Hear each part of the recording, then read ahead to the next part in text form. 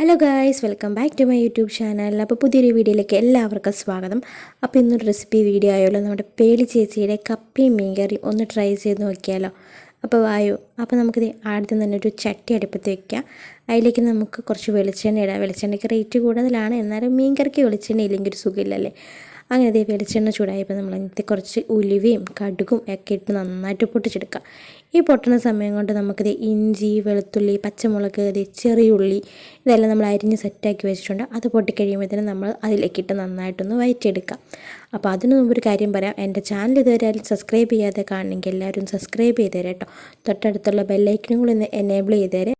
എന്നാൽ മാത്രമാണ് ഞാനിനി വീഡിയോസ് ഇടുമ്പോൾ നിങ്ങൾക്ക് അതിൻ്റെ നോട്ടിഫിക്കേഷൻസ് കിട്ടത്തുള്ളൂ കേട്ടോ. അപ്പോൾ ഇത് നമുക്ക് നന്നായിട്ട് നമ്മുടെ ഉള്ളിയും പച്ചമുളക്, ഇഞ്ചിയും വെളുത്തുള്ളിയൊക്കെ നന്നായിട്ട് മൂപ്പിച്ചെടുക്കാം. ഈ സമയം കൊണ്ട് നമുക്ക് ഒരു മിക്സിയുടെ ജാറിലോട്ട് കുറച്ചുള്ളിയും നമ്മൾ ചെറിയ ഉള്ളി ഉണ്ടല്ലോ അരിഞ്ഞ് വെച്ച് അത് കുറച്ചും, പിന്നെ ഒരു തക്കാളിയും, പിന്നെ നമ്മുടെ ബാക്കി പൊടികൾ, നമ്മുടെ മുളക് പൊടി, മഞ്ഞൾപ്പൊടി, മല്ലിപ്പൊടി, നമ്മുടെ ഫിഷിൽ എന്തൊക്കെയാണോ ഇടുന്ന ആ പൊടികളൊക്കെ ഇതിൻ്റെ അകത്തിട്ട് നന്നായിട്ടൊന്ന് അരച്ചെടുക്കുക.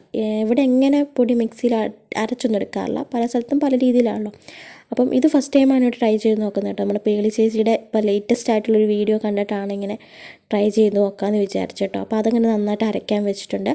എന്നിട്ട് നമ്മുടെ നല്ലതായിട്ട് മൂത്ത് വന്നിട്ടുണ്ട് നമ്മുടെ ഉള്ളിയൊക്കെ. ഇനി നമ്മളൊന്നുമില്ല, ഈ പേസ്റ്റിൻ്റെ അകത്തിട്ട് നന്നായിട്ട് അതിൻ്റെ ഒരു പച്ചച്ചവയുണ്ട്, നമ്മുടെ പൊടിയുടെ ഒരു പച്ചയുണ്ട്, അതുപോലെ തന്നെ നമ്മുടെ തക്കാളിയുടെ ഒരു പച്ചച്ചവയുണ്ടല്ലോ, അതൊക്കെ മാറുന്ന വരെ ഒന്ന് നന്നായിട്ട് വഴറ്റിയെടുക്കാം. ഈ സമയത്ത് നമുക്ക് ഉപ്പും അതുപോലെ കുറച്ച് കായപ്പൊടി ഓപ്ഷനിലാണ്, വേണമെങ്കിൽ ചേർത്താൽ മതി. പിന്നെ ഉപ്പ് നമുക്ക് ഈ സമയത്ത് ചേർത്ത് കൊടുക്കാം കേട്ടോ. അങ്ങനെ നമ്മുടെ നന്നായിട്ടൊന്ന് വഴറ്റിയെടുത്ത് അതിൻ്റെ ഒരു പച്ച ടേസ്റ്റ് ഒന്ന് മാറ്റിയെടുക്കാം. എന്നിട്ട് നമുക്ക് ഇതിനകത്ത് പുളിയും കുറച്ച് വെള്ളം ഉണ്ടായിരുന്നു, അതും കൂടെ നമ്മൾ ആഡ് ചെയ്ത് കൊടുത്തിട്ടുണ്ട് കേട്ടോ. ഇനി നമുക്ക് ഇതിനകത്തേക്ക് ആവശ്യത്തിന് നമുക്ക് എന്തോരം ചാറ് വേണോ അത്രയനുസരിച്ച് നമുക്ക് വെള്ളവും ചേർത്ത് കൊടുത്തിട്ട് ഒന്ന് തിളപ്പിക്കാൻ വെക്കാം. ഉപ്പൊക്കെ ഈ സമയത്ത് നോക്കിയിട്ട് കുറവാണെങ്കിൽ കൂടുതൽ ചേർക്കുക, അത് നിങ്ങളുടെ ഇഷ്ടമനുസരിച്ച് ചേർക്കാം കേട്ടോ. ഇതൊന്ന് തിളച്ച് വന്നു കഴിയുമ്പോഴത്തേനും നമ്മുടെ മീൻ പറക്കിടുക. ഞാനിപ്പോൾ ഇവിടെ എടുത്തേക്കുന്നത് കേരമീനാട്ടോ. നിങ്ങൾക്ക് ദശക്കട്ടിയുള്ള ഏത് മീനും എടുക്കാം, നല്ലതായിരിക്കും.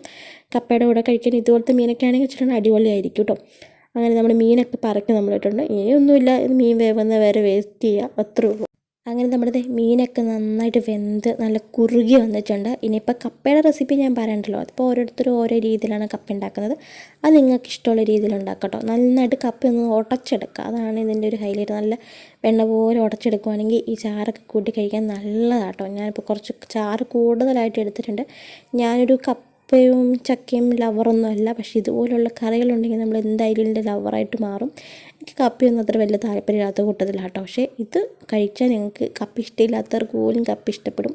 അതുപോലെ അടിപൊളി ടേസ്റ്റാണ്. നിങ്ങളെല്ലാവരും ഒന്ന് ട്രൈ ചെയ്ത് നോക്കാം കേട്ടോ. എന്തായാലും നമുക്ക് ടേസ്റ്റ് ചെയ്ത് നോക്കാം. നല്ല ചൂടുണ്ട്, കപ്പ നല്ല ഉടഞ്ഞ് കിട്ടണം, അതാണ് ഇതിൻ്റെ ഒരു ഹൈലൈറ്റ്. പിന്നെ കറി നന്നായിട്ട് കുറുകിയിട്ടുണ്ട്. പിന്നെ കറി എപ്പോഴും പിറ്റേ ദിവസം കഴിക്കുമ്പോഴാണല്ലോ അതിന് ഏറ്റവും കൂടുതൽ ടേസ്റ്റ് കൂടുക. ഇപ്പം നമ്മൾ നല്ല ചൂടോട് കഴിക്കുമ്പം നമ്മൾ ഉപ്പും മുളകും ഒന്നും നമ്മുടെ കഷ്ണത്തിലും അതുപോലെ തന്നെ പിടിക്കത്തില്ലല്ലോ. എപ്പോഴും നമുക്ക് പിറ്റേ ദിവസം എടുക്കുന്നതായിരിക്കും അതിൻ്റെ ഒരു രസം. അപ്പം നമ്മളിത് എന്തായാലും നമുക്ക് ടേസ്റ്റ് ചെയ്ത് നോക്കാം.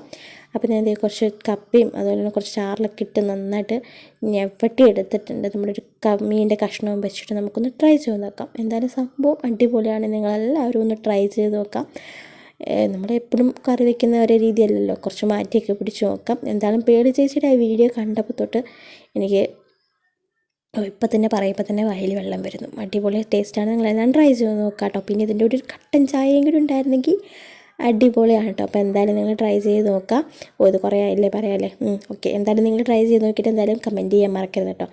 അപ്പോൾ വീഡിയോ ഇഷ്ടപ്പെട്ടാൽ ലൈക്ക് ചെയ്യുക, ഷെയർ ചെയ്യുക, കമൻറ്റ് ചെയ്യുക, സബ്സ്ക്രൈബ് ചെയ്യാം. അപ്പോഴത്തെ ഒരു വീഡിയോ ആയിട്ട് കാണാം കേട്ടോ. ബൈ.